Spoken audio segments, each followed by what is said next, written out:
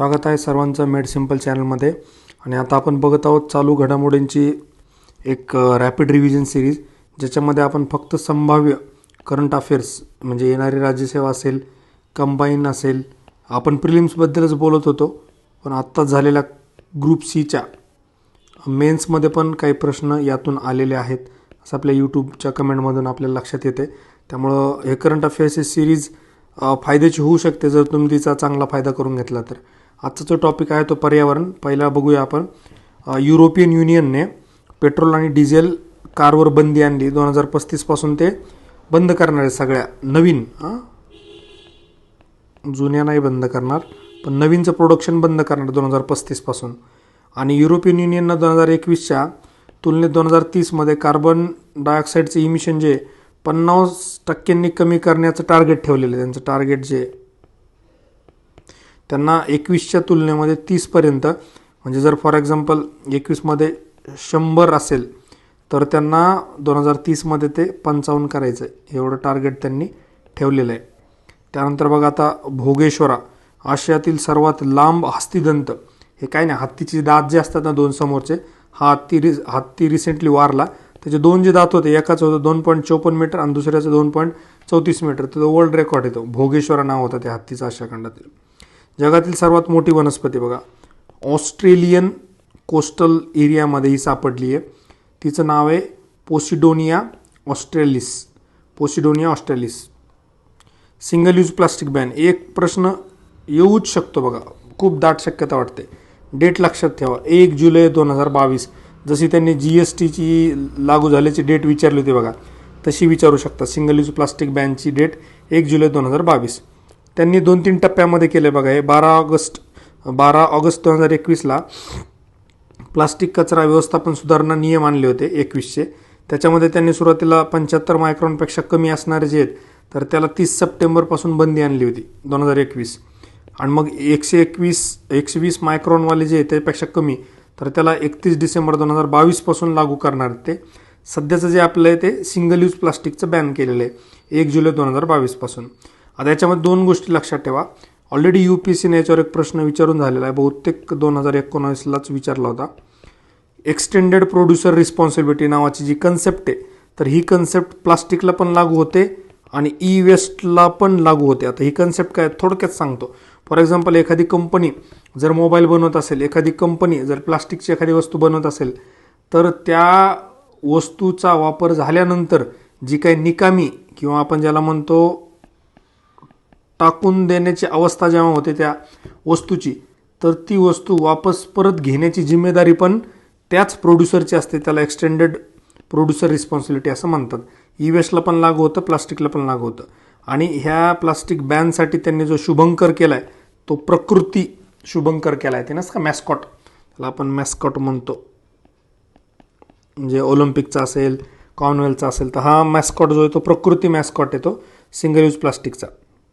जगातील सर्वात मोठा गोड्या पाण्यातील मासा कंबोडियामधल्या मेकॉंग रिव्हरमध्ये सापडला आहे. जायंट स्टिंगरे नावाचा गोड्या पाण्यातील सर्वात मोठा मासा 13 फूट लांब आहे आणि 300 किलो आहे. अख्खं गाव जेवल मला वाटतं याच्यात. त्याच्यानंतर बघा सायरन प्रकल्प. सायरन म्हणजे आपण सायरन वाजवत नाही का, पी पी. सायरन प्रकल्प येतो ओडिसामधला. ढेंकनाळ वन विभाग जो आहे ओडिसामधला त्यांनी सुरू केला आहे. कशासाठी सायरन वाजायचं बाबा? हत्तींचे मृत्यू होऊ नये ट्रेनच्या समोर येऊन, म्हणून हत्तींपासून सतर्क राहण्यासाठी किंवा हत्तींमुळे लोकांना त्रास होऊ नये त्यासाठीचा सायरन प्रकल्प आहे. आणि कोणी केला आहे? चेंज नावाची एक NGO आहे, त्या NGOने याच्यामध्ये पुढाकार घेतलेला आहे. सायरन प्रकल्प बघा, तुम्हाला जर आठवत असेल तर मला वाटतं 2019च्या कंबाईनच्या प्रिलिम्सला प्रश्न विचारला होता की प्रोजेक्ट हनीबी जो आहे तो कशा संदर्भात, तो पण हत्तींना रेल्वे ट्रॅकपासून पळून लावण्यासाठीच होता.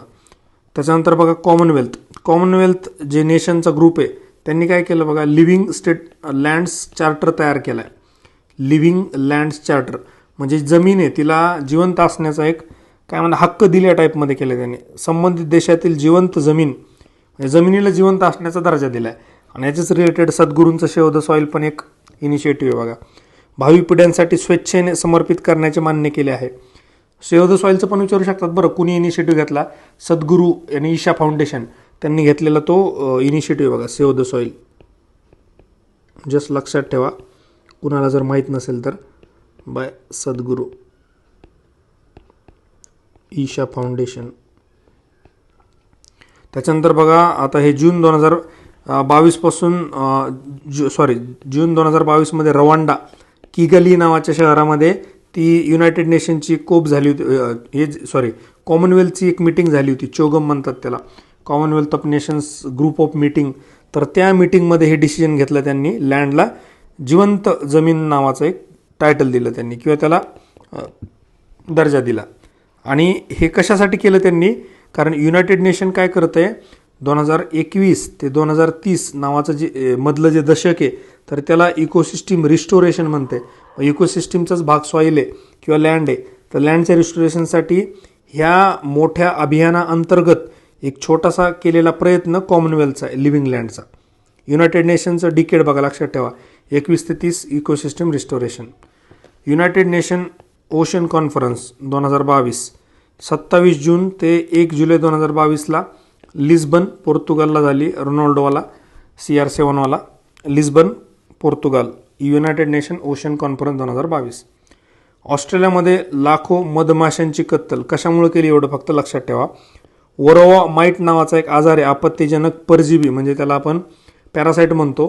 प्लेग होणारा प्लेग आजार जो आहे तो थांबवण्यासाठी ऑस्ट्रेलियामध्ये या मधमाशांची कत्तल करण्यात आली, वरोवा माईट. डेरेचो नावाचं वादळ आहे, जुलै 2022 आलं होतं. अमेरिकेच्या काही राज्यांना त्याचा फटका बसला. आणि याच्यामध्ये गंमत म्हणजे काय झाली, तर हिरवा आकाश झाला. आपला पेन पण हिरवाचे, लक्षात ठेवा. हे डेरेचो वादळ जे आहे ते हिरवं वादळ अमेरिकेमध्ये आलेलं होतं. आणि यालाच काय म्हणतात, स्ट्रेट लाईन विंड स्टॉर्म पण म्हणतात. अमरनाथमध्ये फ्लॅश फ्लड्स आले होतं, खूप मोठी न्यूज झाली होती ती पण. जम्मू काश्मीरमध्येच भाग आहे हा अमरनाथचा. त्याचं नाव आहे गांदरबल भागामध्ये. आणि कुठे एक्झॅक्ट लोकेशन आहे, बालटाल बेस कॅम्प, तिथे झाला होता. अवॅलांचो पण आला होता, ते भूस्खलन जे होतं ना, बर्फाचं त्याला म्हणतात. Eoscansor cobrensis, oldest known tree climbing reptile. हा रेप्टाईल बघा, नाव लक्षात ठेवा, इओस्कॅन्सॉर कॉब्रेन्सिस, म्हणजे ट्री क्लाइम्बिंग रेप्टाईल. परमेश्वर अय्यर हे नाव लक्षात ठेवा बघा. आता रिसेंटली नीती आयोगाचे CEO झाले ते. अमिताभ कांत रिटायर झाल्यानंतर त्यांच्या ठिकाणी आलेले परमेश्वर अय्यर हे नीती आयोगचे CEO आहेत. हे शक्यतो ग्रुप C बाकीच्या ज्या एक्झाम आहेत, म्हणजे तलाठी, ग्रामसेवक वगैरे बहुतेक त्यांना जास्त विचारतील हे. सेऊल फॉरेस्ट डिक्लेरेशन, सेऊल कुठे आहे, साऊथ कोरियामध्ये बघा, त्याची राजधानीचे सेऊल. मे 2022 साऊथ कोरियामध्ये 15वं वर्ल्ड फॉरेस्ट्री काँग्रेस झाली होती. वर्ल्ड फॉरेस्ट्री काँग्रेस 15वी. त्याच्यामध्ये 141 देशांनी सह्या केल्यात. त्याची थीम जी आहे, तर बिल्डिंग अ ग्रीन हेल्दी रेझिलियंट अर्थ किंवा फॉरेस्ट. दर 6 वर्षांनी येते बघा, एव्हरी 6 इयर्स. त्याच्यामुळे ही थोडी महत्त्वाची आहे. 6 वर्षांनी होते. तर कुठे झाली आहे ती, साऊथ कोरियामधलं सिऊल जे सिटी आहे तिथं झाली आहे. दुहेरी चक्रीवादळ आहे बघा, इंटरेस्टिंग गोष्ट आहे बघा. मे 2022 आले होते. तर हे कसे सापडले, तर सॅटेलाईट इमेजमध्ये दिसायला लागले, कारण इकडे वरच्या भागात पण एक आणि खालच्या भागात पण आहे. आणि कुठे आले, विशेष म्हणजे इंडियन ओशनमध्ये. नॉर्दर्न हेमिस्फिअर म्हणजे वरचा भाग, सदर्न हेमिस्फिअर खालचा भाग. वरच्या भागात जे वादळ आलं होतं त्याचं नाव होतं असनी, खालच्या भागात जे आलं होतं ते करीम, असं लक्षात ठेवा. अजित काकडे AK. असनी जे येते वर आणि काकडे खाली, नॉर्थ आणि साऊथ हेमिस्फिअरमध्ये. ते दुहेरी चक्रीवादळ होतं. असनी जे ते बंगालच्या उपसागरात, त्याला नाव म्हणजे ते कुठल्या प्रकारचं होतं, सिव्हिअर सायक्लोनिक स्टॉर्म होतं. आणि करीम जे खाली ऑस्ट्रेलियाच्या पश्चिमेला ते आलं इकडे, म्हणजे खाली करीम. नॉर्थला जे होतं ते असनी, एवढं लक्षात ठेवा. दुहेरी चक्रीवादळ. इंडियाज 52nd टायगर रिझर्व, भारताचा जो काय 52वा टायगर रिझर्व आता अधिसूचित केला आणि मंजूर केला, 2 गोष्टी असतात. अधिसूचित करणे म्हणजे काय, की गॅझेट नोटिफिकेशनमध्ये येणे, ते गॅझेट नोटिफिकेशनमध्ये. तर गॅझेट नोटिफिकेशनमध्ये आला 52वा. तर कुठला आहे, राजस्थानमधला रामगड विषधारी अभयारण्य नाव आहे त्याचं, रामगड विषधारी अभयारण्य. आणि 51वा कुठला होता, तमिळनाडूमधला श्रीविल्लीपुयूर मेघमलाई फेमस आहे हा. श्रीविल्लीपुयूर लक्षात ठेवा. हा 51वा टायगर रिझर्व आहे. 53वा जो आहे तो छत्तीसगडमधला Guru Ghasidas national park and Tamor Pingla wildlife sanctuary या दोघांना मिळून मान्यता दिलेली आहे बघा, म्हणजे मंजुरी केलेली आहे, मान्यता. अधिसूचित 52 झालेत आणि मान्यता मिळाला 53वा आहे छत्तीसगडमधला Guru Ghasidas. First major metropolitan city in India to prepare a detailed register of biodiversity. बायोडायव्हर्सिटीचा रजिस्टर बनवणारं कोलकाता, अमार सोनर बॉंगला. तर हे कोलकाता जे सिटी आहे तर ही बायोडायव्हर्सिटीचं रजिस्टर बनवलं आहे.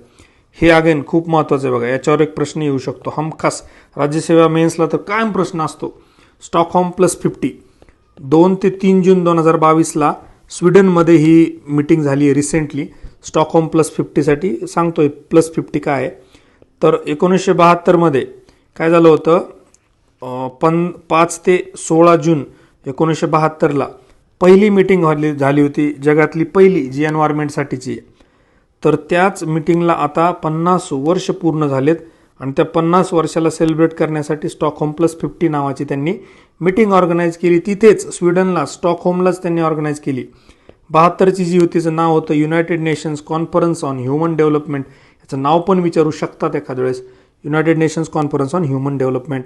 आणि हे कशामुळे आली होती 72ची, कारण 68ला हवामान बदलावर चर्चा करण्यात आली होती. एक रिपोर्ट पण आला होता ब्रुटलँड कमिशनचा, तुम्हाला जर आठवत असेल NCERTमध्ये दिलेला, क्लायमेट चेंज रिलेटेड. आणि मग त्याच्यावर चर्चा करण्यासाठी स्टॉकहोमला त्यांनी 5 ते 16 जून 1972ला जी घेतली ती आता आपण 2 ते 3 जून 2022ला रिपीट केली 50 वर्षांनी. संकल्पना जी आहे बघा, थीम ओनली वन अर्थ, आणि 1972ला पण हीच थीम होती आणि आता 2022ला पण हीच थीम आहे, ओनली वन अर्थ. आणि याच्यामध्ये 122 देश सहभागी झाले होते बघा ह्या मीटिंगमध्ये. आता 1985ला काय झालं, भारताने पर्यावरण आणि वन मंत्रालय स्थापन केलं 1985ला बघा. आणि याचं आउटकम काय होतं, याच्या स्टॉकहोममधून काय काय बाहेर आलं, UNFCCC, UNCCD, CBD ह्या सगळ्या मेजर इनिशिएटिव्ह इथून आल्यात. तर पॅरेंट आहे बघा हे, म्हणजे जिथून ओरिजिन होतं क्लायमेट चेंज किंवा एन्व्हायरमेंट रिलेटेड गोष्टी. वर्ल्ड एन्व्हायरमेंट डे सगळ्यांना माहिती आहे 5 जून. आणि का सेलिब्रेट केला जातोय तर बघा, तुम्हाला इथं घेऊन जातो मी आता. हे 5 जूनला हे स्टॉकहोम सुरू झालं होतं म्हणून त्याला वर्ल्ड एन्व्हायरमेंट डे म्हणतात. Lifestyle for the environment movement. आणि कोणी केलं हे इनॉग्रेशन, आपले आदरणीय प्राईम मिनिस्टर. आणि कधी केलं आहे, 5 जून 2022ला. लाईफस्टाईल नाव लक्षात ठेवा, lifestyle for the environment movement. याच्यामध्ये काय कन्सेप्ट त्यांनी आणली आहे ती 2021मधली. सॉरी, ही कन्सेप्ट जी आहे लाईफची ती 2021ला ब्रिटन ग्लासगोला जे COP26 झाली होती UNFCCC CCC वाली, तर तिथं त्यांनी म्हटलं होतं की आम्ही असं करणार आहे. मग 5 जूनला त्यांनी करून टाकलं. ब्लू ड्यूक सिक्कीमचे राज्य फुलोपाखरू. याच्यावर ब्लू मॉर्मनवर UPSCनं मला वाटतं 2020ला विचारला होता प्रश्न आणि ऑलरेडी बरेचसे विचारून झाले. तर जस्ट आपण ग्लान्स करूया. सिक्कीमचं राज्य फुलपाखरू ब्लू ड्यूक, महाराष्ट्राचं ब्लू मॉर्मॉन, उत्तराखंडचं कॉमन पिकॉक, कर्नाटकाचं सदर्न बर्डविंग, केरळाचं मलाबार बँडेड पिकॉक किंवा त्याला बुधा मयुरी पण म्हणतात, केरळाचं आहे ते. तमिळनाडूचं तामिळ योमॅन. हां, हे बहुतेक विचारलं होतं कुठेतरी, तमिळ योमॅन यो हानी सिंगवाला yeoman, Tamil Nadu. Goa Malabar tree nymph. Arunachal Pradesh Kaiser e Hind. हे पण महत्त्वाचं आहे बघा, अरुणाचल प्रदेशचं राज्य फुलपाखरू कोणतं आहे तर केसर e Hind. Environment performance index म्हणजे एन्व्हायरमेंटमध्ये तुम्ही काय काशी केली थोडक्यात ते सांगतंय. इंडियाची फारच काशी झालेली याच्यामध्ये. इंडियाचे 180 पैकी 180वा रँक आहे, म्हणजे सगळ्यात खराब परफॉर्मन्स इंडियाचा आहे जगामध्ये. 2022चा जो एन्व्हायरमेंट परफॉर्मन्स इंडेक्स आहे त्याच्यामध्ये 2020ला जो झाला होता त्याच्यामध्ये 168 होता 180 पैकी. आता आपली एवढी घसरण झाली की आपण 180 म्हणजे लोएस्टच येऊन टेकलो आहे. 20ला आपले पॉईंट होते 27.6 पॉईंट. आणि हा कोण देतं, याले युनिव्हर्सिटी आणि कोलंबिया युनिव्हर्सिटी हे दोन्ही मिळून देतात एन्व्हायरमेंट परफॉर्मन्स इंडेक्स. याच्यामध्ये 3 गोष्टी ते बघतात, एन्व्हायरमेंटल हेल्थ बघतात, इकोसिस्टम व्हायटॅलिटी बघतात आणि क्लायमेट चेंज बघतात. मला वाटतं एवढं घाणेरडं इंडियाचा परफॉर्मन्स नसणार आहे, ते काहीतरी झोलझाल मला दिसतोय, पण ठीक आहे असू देत. आता याच्यामध्ये टॉप कंट्री ज्यांनी सगळ्यात चांगलं काम केलं आहे ते डेन्मार्क, 2 नंबरला UK, 3 नंबरला फिनलँड. डेन्मार्कचा जो स्कोअर आहे ना तो 77.90% बघायला. एवढे तर UPSCमध्ये पण नाही पडत, MPSCमध्ये पण नाही पडत. 77.90% डेन्मार्कचे होते, 2 नंबरला UK, 3 नंबरला फिनलँड आणि लोएस्ट आहेत इंडियाचे बघा 180 पैकी 180. इंडियाचा कट ऑफ लयच कमी लागला, ठीक आहे असू द्या. 179 नंबरला म्यानमार, 178ला व्हिएतनाम. हे लक्षात ठेवा लोअरमध्ये. म्हणजे इंडिया इंडियापेक्षा सगळ्यांनीच चांगलं परफॉर्म केलं. पाकिस्तानने, म्यानमार, व्हिएतनाम, बांगलादेश, नेपाळ सगळेच. Denmark, UK, Finland, India, Myanmar, Vietnam. महाराष्ट्रामध्ये आदरणीय मुख्यमंत्री उद्धव ठाकरे यांनी त्यावेळेस डिक्लेअर केलेले नवीन राखीव आणि वन्यजीव अभयारण्य आहेत. तर त्याची मान्यता म्हणजे याचे अध्यक्ष असतात CM, state board for wild life. मग त्यानं ते डिक्लेअर केलेलं आहे. आता याच्यामध्ये 12 जे ते कम्युनिटी रिझर्व आणि 3 वाईल्ड लाईफ सँक्च्युरी. तर वाईल्ड लाईफ सँक्च्युरी कुठल्या आहेत? बुलढाण्यामधलं लोणारचा विस्तार केला, लोणार ऑलरेडी होतं त्याचा विस्तार केला. कोला मर्का गडचिरोलीमधलं कोला मर्का, मुक्ताई भवानी जळगावमध्ये. मुक्ताई नगर आहे बघा जळगावमध्ये, तुम्ही बघितलं असेल. आपले नाता भाऊ आहे त्यांचा मतदारसंघ येतो, तर ते मुक्ताई भवानी जळगावचं लक्षात राहील तुम्हाला. कोला मर्का गडचिरोली, बुलढाणा लोणार विस्तार. दिल्लीमध्ये कोळशाच्या वापरावर बंदी केली आहे त्यांनी 1 जानेवारी 2023 पासून. कोळशाच्या वापरावर बंदी घालणारे पहिले राज्य दिल्ली. ब्लू बॉब काय? आईसलँड जवळील थंड पाण्याच्या प्रदेशामुळे आर्क्टिक ओशनमधील बर्फाचे वितरणे तात्पुरते थांबले. ब्लू बॉब म्हणजे काय माहिती आहे का? एक असा थंड बर्फाचा मोठा असा प्रदेश असल्यासारखा आहे की ज्या प्रदेशामुळे थोडंसं क्लायमेट चेंज आहे ना काही प्रमाणामध्ये कंट्रोल करण्यामध्ये यश आलं आहे आणि ते आईसलँड जवळचं आहे, तेवढं लक्षात ठेवा. गव्हर्नमेंट ऑर्डर 111, कैदी नंबर 420 सारखं आहे बघा. गव्हर्नमेंट ऑर्डर 111 काय होती की हैदराबादमध्ये जे 2 तलाव आहेत, उस्मान सागर आणि हिमायत सागर, तर ह्या तलावांना जतन करण्यासाठी 25 वर्षापूर्वी आदेश काढले होते गव्हर्नमेंटने आणि रिसेंटली आता ह्या गव्हर्नमेंटनी मागे घेतले. त्याच्यामुळे याच्याविषयी कॉन्ट्रोवर्सी सुरू झालेली आहे. त्याच्यानंतर पल्ली, PALLI, पल्ली, सांबा डिस्ट्रिक्ट, जम्मू काश्मीर. भारतातली पहिली कार्बन न्यूट्रल पंचायत आहे बघा. म्हणजे कार्बन न्यूट्रल म्हणजे काय असतं की ते कार्बन विसर्जित करत नाहीत असं नाही आहे. म्हणजे जेवढी capacity, for example 100 ton carbon dioxide जर त्या ठिकाणामध्ये ॲब्झॉर्ब होत असेल झाडांपासून, तर ते तयार करतात 100च. म्हणजे तुम्ही बाहेर टाकला 100 आणि झाडांनी घेतला 100, नेट काय झालं? 0. मग याला काय म्हणायचं? Carbon neutral. तर ही पहिली पंचायत जी ती पल्ली. सौर ऊर्जेचा वापर करतात बघा इथं, मॅक्झिमम गोष्टी सौर ऊर्जेवर वापरतात. त्यानंतर बॅटरी पासपोर्ट, छान कन्सेप्ट आहे बॅटरी पासपोर्टची. जर्मनीच्या ऑटोमोटिव्ह उद्योगातील कंपन्यांच्या गटाने काय केलं आहे? युरोपियन बॅटरीच्या पर्यावरणीय प्रभावाचा मागोवा घेणारा पासपोर्ट बनवला. म्हणजे त्या बॅटरीला बारकोड वगैरे लावणार, किती जुनी झाली, काय झाली, याच्यातून किती घाणेरडे किंवा विषारी वायू उत्सर्जित होतात किंवा प्रदूषण होतं, त्या टाईपमधल्या डेटाबेसला त्यांनी बॅटरी पासपोर्ट म्हणलेलं आहे. हे युरोपियन युनियनमधलं आहे, एवढं लक्षात ठेवा. त्यातल्या जर्मनीच्या ऑटोमोटिव्ह उद्योगातल्या कंपन्यांनी केलेला इनिशिएटिव्ह. मेगी वादळ कुठं आलं होतं? ट्रॉपिकल स्टॉर्म हे फिलिपाईन्समध्ये आलं होतं.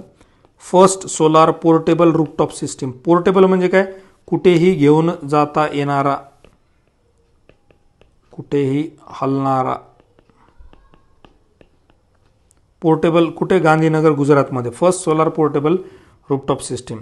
धान्यावर चालणारा भारतातील पहिला इथेनॉल प्लॅन्ट कोणी? बिहारमधलं पूर्णिया जिल्ह्यामध्ये. बिहारमध्ये पूर्णिया जिल्हा, ethanol plant. State of world's forest, त्याला सोफो 2022चा रिपोर्ट म्हणतात. हा दर 2 वर्षांनी येतो, आफ्टर एव्हरी 2 इयर्स.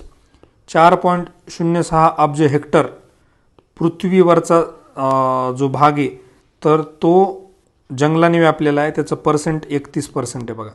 म्हणजे जगामध्ये जी जमीन आहे तर त्यातली 31% जमीन जी आहे तर ती फॉरेस्टनी व्यापलेली, जंगलाने व्यापलेली आहे. तर ती आहे 4.06 अब्ज hectare. COP15 UNCCD, united nations conservation combat desertification. COP15 जी झाली होती ती कोट डी आयव्होर, वेस्ट आफ्रिकामधली कंट्री आहे बघा ही कोस्ट डी आयव्होर. तर इथे मे 2022मध्ये झाली होती. याची थीम होती land life legacy from scarcity to prosperity. आणि लास्ट जी झाली ती 14वी कोप, तर ती सप्टेंबर 2019मध्ये ग्रेटर नोएडा इंडियामध्ये झाली होती. हे नाव लक्षात ठेवा. याच्या आधीची 14वी UNCCDची ग्रेटर नोएडामध्ये झाली होती. मदर नेचर बघा. आता mother nature living being status bye Madras high court काय म्हटलं की पृथ्वी जी आहे, माता आहे, धरणी, मदर नेचर, तर त्याला लिव्हिंग बिईंगचं स्टेटस दिले की जिवंतपणाचं. आणि कुठलं डॉक्टरीन त्यांनी इनव्होक केलं तर ते पॅरेंट्स पॅट्री ज्युरिस्डिक्शन त्यांनी इनव्होक केलं. हे असले टेक्निकल लॅटिन ग्रीक टर्म्स असतात, त्याचा वापर करून त्यांनी हे इथपर्यंत आले ते. आणि ते जस्टिस आहेत justice S Srimathi, by referring high court of Uttarakhand judgment. Uttarakhand हायकोर्टानं काय केलं तर गंगा आणि यमुना नदी जी आहेत त्याला लिगल एंटिटी म्हटलं होतं. आणि मग ह्या मद्रास हायकोर्टानं काय म्हटलं की याचा विचार करून आणि हे प्रिन्सिपल इनव्होक करून आम्ही मदर नेचरला लिव्हिंग बिईंगचं स्टेटस देऊन टाकतो. रणील विक्रमसिंघे बघा, खूपच इंटरेस्टिंग गोष्ट ही श्रीलंकेमध्ये जी काय चालली ते. काल बराच वेळ नेटवर शोधत बसलो मी, मला लवकर क्लिअर कळलंच नाही कोण प्राईम मिनिस्टर आणि कोण प्रेसिडेंट आहे. 12 मे 2022ला श्रीलंकेचे राष्ट्राध्यक्ष गोटाबाया राजपक्षे यांनी शपथ दिली रणील विक्रमसिंघेला प्राईम मिनिस्टर म्हणून. कधी दिली? 12 मे 2022ला. आणि मग काय झालं की तुम्हाला माहिती आहे सगळा जो काही गोंधळ झाला, म्हणजे लोक त्या प्रेसिडेंटच्या घरामध्ये जाऊन बसले, तिथं लोकांनी स्विमिंग पूलमध्ये उड्या मारल्या, तर त्याच्यानंतर मग यांनी रिझाईन केलं रणील विक्रमसिंघेने. मग 22 जुलै 2022ला काय झालं, दिनेश गुणवर्धना तर यांनी काय केलं, प्राईम मिनिस्टर पदाची शपथ घेतली. आणि मग आता सध्या जे प्रेसिडेंट आहेत परत, आता ह्या रणील विक्रमसिंघेनं रिझाईन केलं प्राईम मिनिस्टर म्हणून, पण आता परत लगेच 21 जुलैला म्हणजे दिनेश गुणवर्धनेला शपथ द्यायच्या आधी एक दिवस, म्हणजे बघा प्राईम मिनिस्टर एक माणूस आहे, यानं प्राईम मिनिस्टरमधून रिझाईन केलं, लगेच प्रेसिडेंट झाला आणि लगेच दुसऱ्या एका माणसाला त्यांनी प्राईम मिनिस्टर पदाची शपथ देऊन टाकली. 21 जुलै 2022ला स्वतः प्रेसिडेंट झाला रणील विक्रमसिंघे आणि लगेच 22 तारखेला दिनेश गुणवर्धन आपल्याच फेवरच्या माणसाला पंतप्रधान म्हणजे प्राईम मिनिस्टर बनवून टाकलं, राईट. आणि गोटाबायांनी 14 जुलै 2000ला रिझाईन केलं होतं. ही जी वॅकन्सी झाली होती तर ही रणील विक्रमसिंघेनं भरून काढली 21 जुलैला. आणि ही जी 22 मेला जे राष्ट्राध्यक्ष झाले होते रणील विक्रमसिंघे, त्यांनी बहुतेक 14 तारखेलाच रिझाईन केलं होतं. तर त्याच्यानंतर 22 जुलैला दिनेश गुणवर्धने यांनी प्राईम मिनिस्टर पदाची शपथ. आता सध्या प्राईम मिनिस्टर कोण आहे? दिनेश गुणवर्धने. सध्या प्रेसिडेंट कोण आहे? रणील विक्रमसिंघे. दोनच गोष्टी लक्षात ठेवा. मुंबई हवामान कृती आराखडा 2022 थोडंसं इंटरेस्टिंग आहे मुंबईबद्दल, म्हणून आपण डिटेलमध्ये थोडंसं बघतोय. बाय चीफ मिनिस्टर आदरणीय उद्धव ठाकरे साहेब. 13 मार्च 2022ला याच्यावर चर्चा झाली. हे कोणी केलं? बृहन्मुंबई महानगरपालिका, BMC, WRI India, C40 cities network या सगळ्यांनी मिळून हा कृती आराखडा तयार केला. आता याच्यामध्ये काय सापडलं, 2019मध्ये 23.42 दशलक्ष टन कार्बन डायऑक्साईड उत्सर्जित केलेला आहे. आणि त्याचं प्रमाण आहे 1.8 टन पर पर्सन. एक व्यक्ती 1.8 टन कार्बन डायऑक्साईड उत्सर्जित करतो दरवर्षी. आता याच्यामध्ये बघा 16.90 23 पैकी 16.90% वाटा ऊर्जा क्षेत्राचा आहे. म्हणजे जवळपास 72% कार्बन उत्सर्जन ऊर्जा क्षेत्रातून होतं मुंबईमध्ये. 20% जे होतं ते वाहतूकमधून, 8% कचरा, 37% रहिवासी इमारती, 27% औद्योगिक, 16% रस्त्यावरील वाहतूक. आता तुम्ही म्हणणार सर तुम्ही का डोक्यावर पडले की याची बेरीज केली तर 72च्या वर जाईल. मग आता काही वाहतूक ऊर्जामध्ये पण येते, काही रहिवासी इमारतीमधले ऊर्जा पण येते.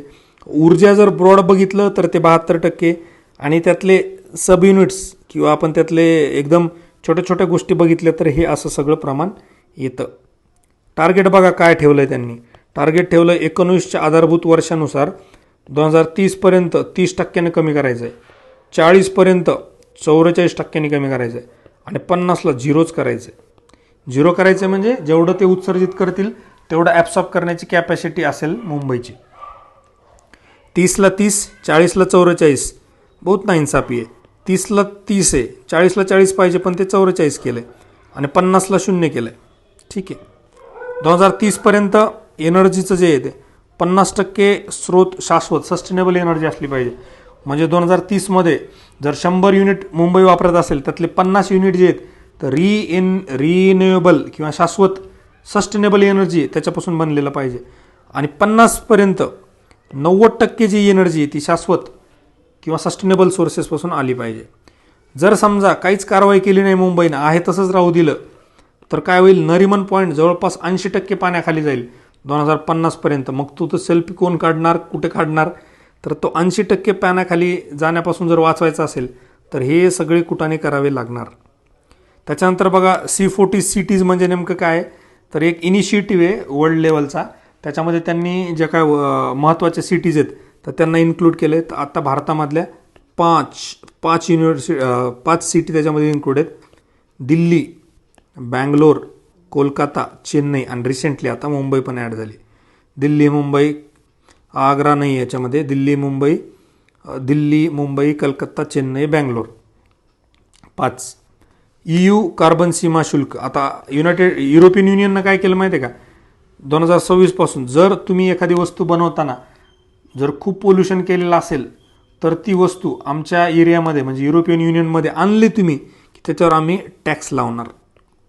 राईट, कळलं? सिंपल गोष्ट आहे. कार्बन सीमा शुल्क लागू करणारे पहिले देश किंवा घटक जे आहेत ते युरोपियन युनियन आहे. टोयोटो मिराई नावाची green hydrogen fuel cell electric vehicle जी आहे तर त्याचं नवी दिल्लीला आदरणीय नितीन गडकरी यांच्या हस्ते उद्घाटन झालं. नाव लक्षात ठेवा, टोयोटो मिराई. आणि हायड्रोजन फ्युएलवाली आहे बघा. वर्ल्ड एअर क्वालिटी रिपोर्ट 2021, झोप यायला लागली वाटतं मला. वर्ल्ड एअर क्वालिटी रिपोर्ट 2021 जगातील सर्वात प्रदूषित देश जे आहेत पर्टिक्युलेट मॅटर 2.5 उत्सर्जित करणारे त्याच्यामध्ये 1 नंबरला बांगलादेश आहे बघा, 76.9% प्रदूषित आहे. छाड आफ्रिकन कंट्री आहे 75.9, पाकिस्तान 66.8, ताजिकिस्तान 59.4 आणि इथे कुठे नेऊन ठेवला आहे भारत माझा 5 नंबरला 58.1. 5 नंबरला भारत नेऊन ठेवला आहे, बांगलादेश 1ला आहे. आता बघा राजधानी शहरं जे आहेत सगळ्यात प्रदूषित, दिल्ली 1 नंबरला. कुठे नेऊन ठेवली दिल्ली माझी, तर ती 85% आणि सलग 4थ्या वेळा प्रदूषित आहे बघा दिल्ली. जगातले सगळ्यात पोल्युशन असणारी राजधानी दिल्ली सलग 4थ्यांदा 1 नंबरला आली. 2 नंबरला ढाका, 3 नंबरला जमेना छाडमधलंच आहे, दुशानबे ताजिकिस्तानमधलं आहे, मुस्कटदाबी हे ओमानमधलं आहे ते. त्याच्यानंतर शहर आहे बघा, शहरामध्ये भिवंडी नाही बरं, भिवाडी राजस्थानमधलं आहे 101.2 हे पॉईंट आहेत त्याचे. गाझियाबाद उत्तर प्रदेश 102, होतान चायना 4 नंबरला दिल्ली. इन जनरल शहरामध्ये दिल्लीचा नंबर 4था लागतो, राजधानी शहरांमध्ये दिल्लीचा नंबर 1 लागतो. 5 नंबरला जौनपूर उत्तर प्रदेश.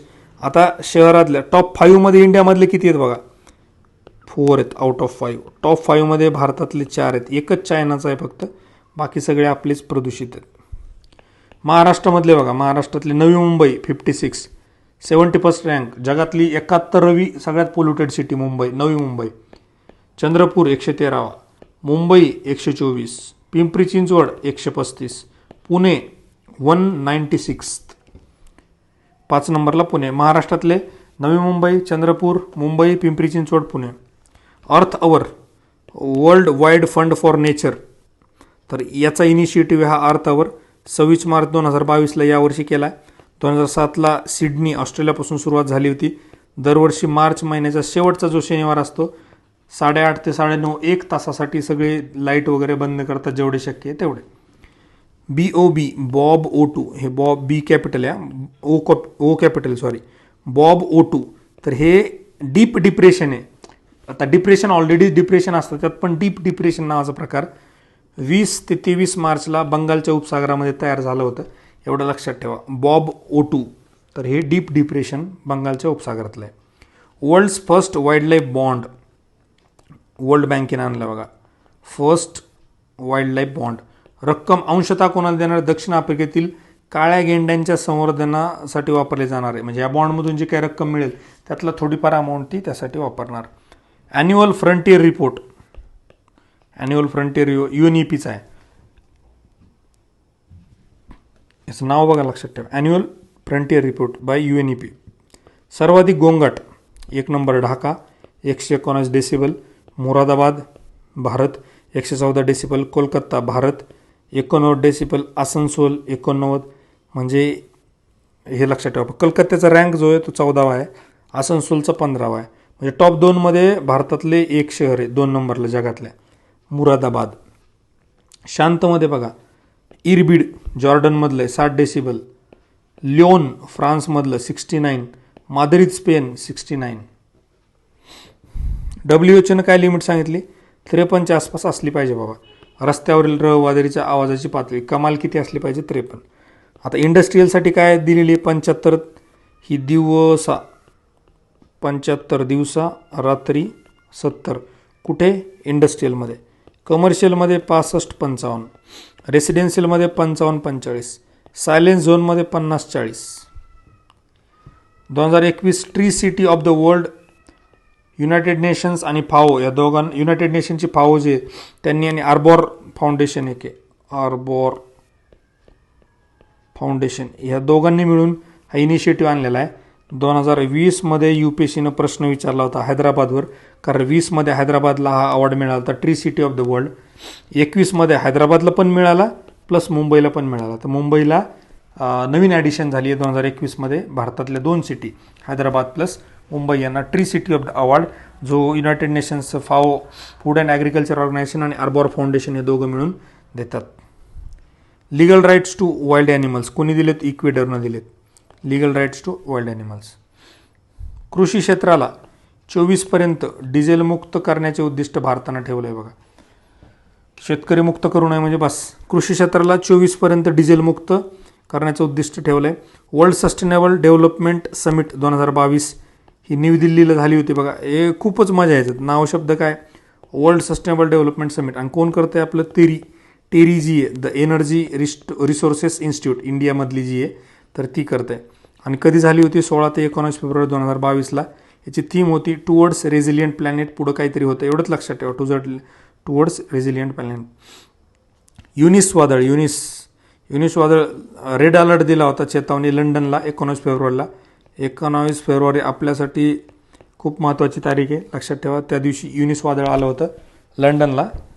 त्याच्यानंतर India's first e waste eco park Navi Delhi, e waste eco park. Flag code of India याच्यावर पण एक प्रश्न येऊ शकतो. मशीन निर्मित पॉलिस्टरवाल्या तिरंगा निर्माण करायचा, विकायचा, ठेवायचा सगळी परमिशन देऊन टाकली. आणि सर्वांना परमिशन देऊन टाकली ध्वज फडकवण्यात. ज्याला फडकवायचं त्यानं फडकवून टाका. उलट फोर्स करायला लागलेत, कंपल्सरी करायला लागलेत की करा, हे करा, ते करा. तुम्ही सगळं बघितलं असेल, हर घर तिरंगा मोहीम चालू आहे. सोलार एव्हिएशन वापरणारी पहिली एअरलाइन्स स्विस नावाची एअरलाईन आहे. तिची मूळ कंपनी आहे लुफ्तान्सा. लुफ्तान्साची ॲड बघितली असेल बघा तुम्ही.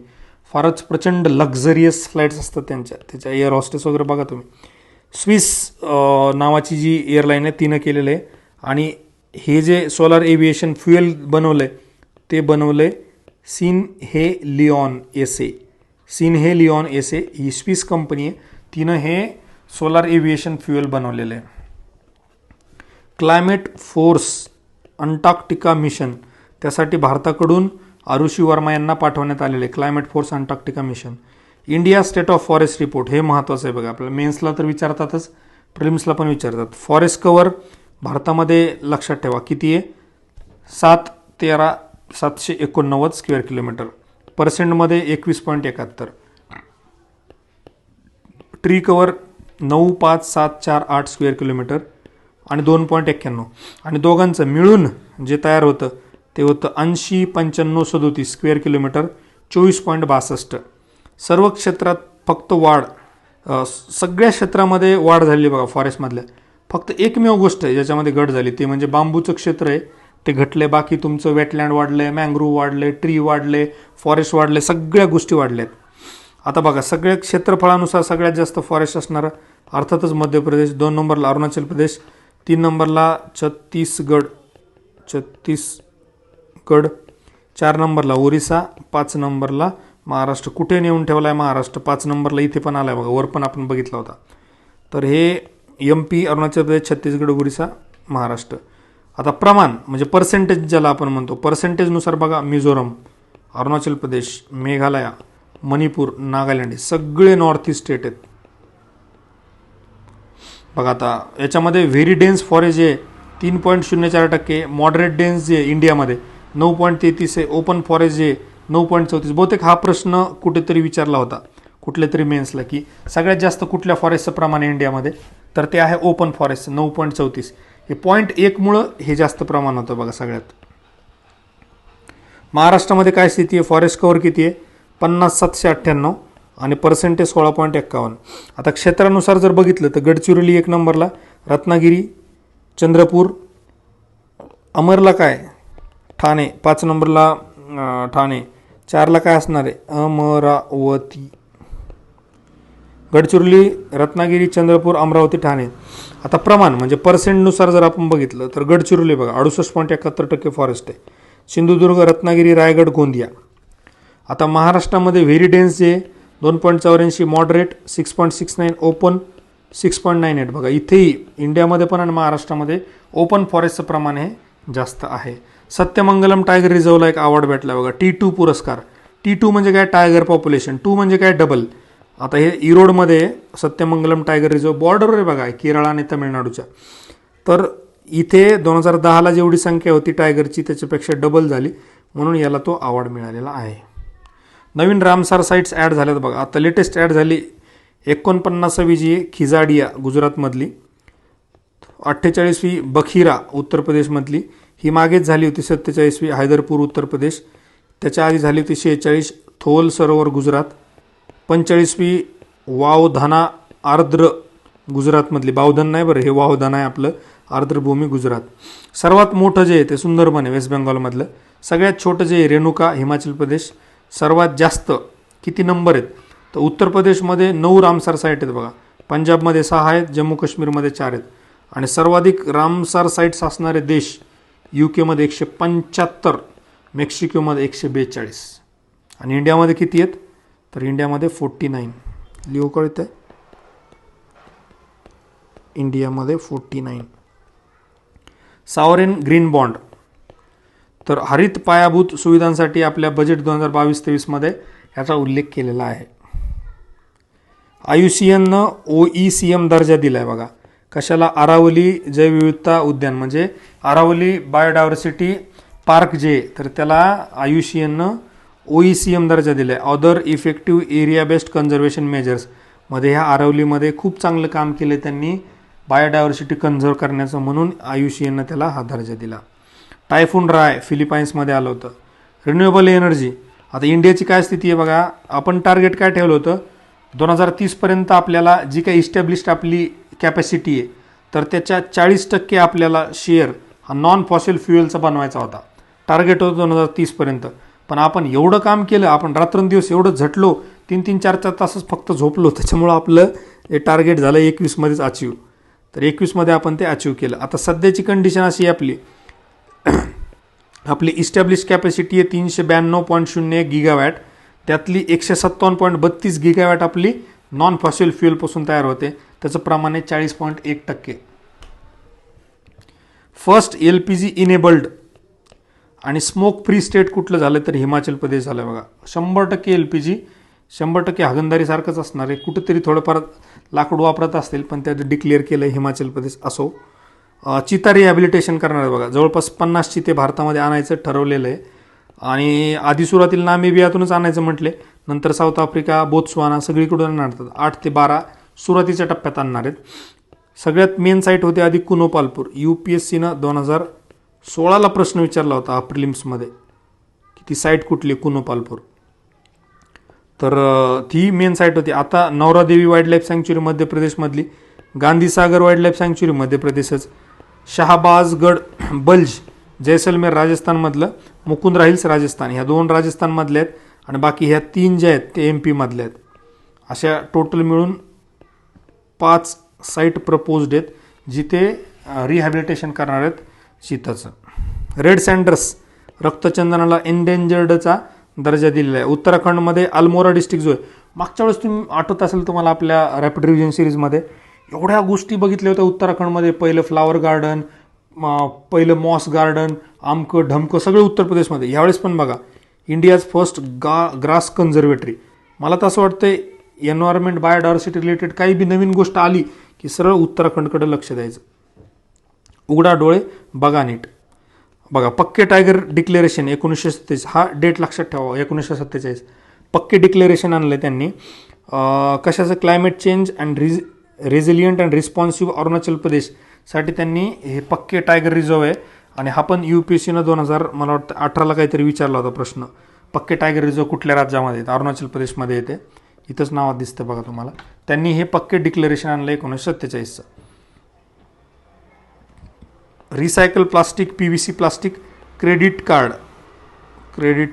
कुणी आणलंय? HSBC इंडिया बँकेनं आणलंय बघा. Recycled plastic PVC plastic credit card. आता हे नाव मला तर वाचता येत नाही. एखाद्याला वाचायचं असेल तर आपल्या फोरम मेड सिम्पलवर व्हॉइस मेसेज टाकू शकता. खाय हाय ताय सुका साची कॅनम हा मराईन रेप्टाईल आहे. हा रिसेंटली सापडला आहे जगामध्ये. एवढं लक्षात ठेवा फक्त. 2021 मधले सायक्लोन जे आहेत भारतामधले, तर ते बघा जवाद, साहिन, गुलाब, यास पण खूप चर्चेत राहिलं. आणि तोक्ते तर खूपच जास्त चर्चेत राहिला. माझे मित्र आहेत एक तहसीलदार, त्यांना ते बघते म्हणायचं असलं तोक्ते करायचं. ते तोक्ते खूप फेमस झाले. हे पण सायक्लोन आहे 2021 मधलं. शेवटचं सगळ्यात अर्थ ब्लॅक बॉक्स. तर हा तास्मानिया ऑस्ट्रेलियामध्ये ठेवण्यात आला. ब्लॅक बॉक्स म्हणजे काय असतं? तुम्ही फ्लाईटमध्ये बघितलं असेल बघा, ॲक्सिडेंट झाला की ते ब्लॅक बॉक्स शोधतात. म्हणजे शेवटचे जे कन्व्हर्सेशन असतं, संभाषण, तर ते याच्यामध्ये स्टोअर केलं जातं. तसंच जेव्हा कदाचित पृथ्वी जर नष्ट झाली, आणि पृथ्वी कशामुळे नष्ट झाली काय, शेवटी लोक जे मरता काय जे बोलतील, तर ते साठवण्यासाठी अर्थचा ब्लॅक बॉक्स तयार केला आहे. आणि तो ठेवला आहे खूप खोल स्टीलच्या काहीतरी याच्यामध्ये. तो खूप ठराविक खोलीवर तास्मानिया ऑस्ट्रेलियामध्ये. जास्त खोलात जाऊ नका तुम्ही, याला खोलात जाऊ द्या. फक्त एवढं लक्षात ठेवा, earth black box Tasmania Australia. That's it, right. So thank you very much. आणि आता माझं राजकारण्यांसारखं आश्वासनं झालेत, पण तसं होऊ देत नाही मी. लवकरच पुढचं कंप्लीट करतो. थोडासा वेळ काढला आहे मी आता. पुढच्या 1-2 दिवसात सगळं संपवून टाकू, राईट. थँक्यू. All the